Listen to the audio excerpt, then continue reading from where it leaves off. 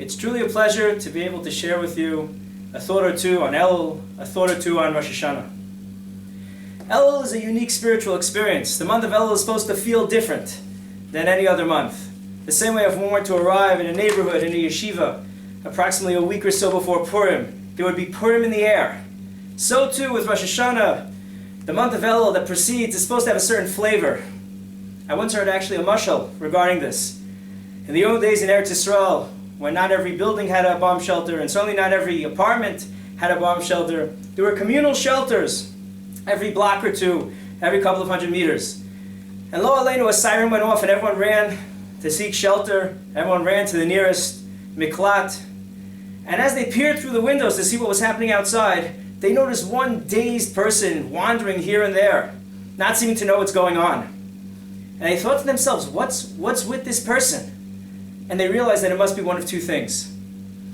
Either he's a bit foolish and he doesn't understand the ramifications of the siren, or perhaps he's deaf and he doesn't even hear the siren. So in order that we should be cognizant and aware of the opportunities Elul presents, I wanted to share the following thought with you. We know that the upcoming Rosh Hashanah is referred to as a Yom Trua. That's the symbol of the holiday, the shofar. That's the main mitzvah of the holiday. And the Mishnah and Daf Lamed Gimel and the ensuing Gemara teach us that Trua is a cry, a yavava. And that's the main sound. Of course, the Gemara adds that we have the Tekiah before and after, Pshuta lefonea, Pshuta acharea.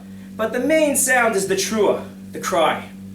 What can we learn about the essence of Rosh Hashanah from this complex sound of the Trua? On the most simple basic level, the Trua, of course, signifies the sound of the shofar as inspiring fear, inspiring awe. Rav Saadia Gaon counts 10 different kavanas one can have when listening to Tkiyas Shofar, and the 7th says as follows: K'shenishma Tkiyas Shofar, nira v'nechrad v'nishbar levavenu fe'abore. We hear the sound of the shofar and we fear and we tremble. Ki kachu teva kol hashofar, maridu machrid. The sound of the shofar engenders trembling. Im yitaka shofar ba'ir, va'am lo yechradu. The trua, the yavava, the cry, is supposed to signify tasasar and yira, eimas hadin. And this is certainly one of the main motifs of Rosh Hashanah, Sifrei Chaim and Mesim Psuchim. We hear the shofar, we shudder. There's a palpable tension in the air. However, there's a paradoxical and fascinating perush on the idea of trua that I also like to share with you. Bilam, in Sefer Bamidbar, Perek Gimel, says the following about Klal Yisrael. Lo ibit oven b'Yakov, v'lo ra'a mol b'Yisrael, Hashem Elokav imo, u'truas melech bo. Truas melech bo. What does this mean, truas melech bo? Rashi over there comments, Lashon chiba v'reus. Trua comes from the word re'eh, friend. It's a language of love and friendship. The Rashbam echoes Rashi's comments over there, and Rabbeinu Bechai expands on this.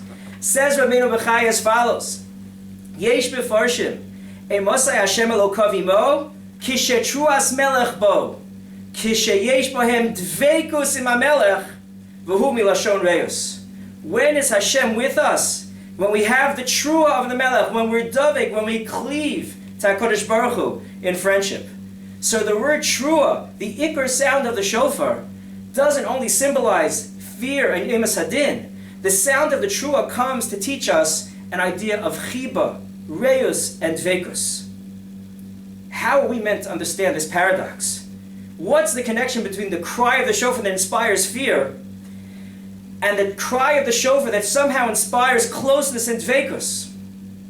An answer may be as follows. When we truly fear, when we really tremble, when we feel endangered, we seek shelter and we seek sanctuary. Where do we find this safety? To whom do we run? Straight to Hashem. Straight to Hashem. This is the dveikus and love that we get to through the fear and the awe of the sound of the shofar. This paradoxical message that the fear leads to closeness and love through the sound of the shofar may best be symbolized by the known words of the Rambam in the Perish HaMishnayos and Rosh Hashanah in the 4th parak. There the Rambam comes to describe why is it that we don't say Hallel, neither on Rosh Hashanah nor on Yom Kippur. And the Rambam says the following insight. Lefi she'en yemei avoda v'hachna v'fachad, Umora me Hashem v'yira mimenu. These are fearful, awesome days. Umivrach umanos elav. We flee and we run to Him. To Him. May we all successfully traverse these days of fear, awe, and love successfully, and may we all be zocheh to a ksiva v'chasima tova. Thank you very much.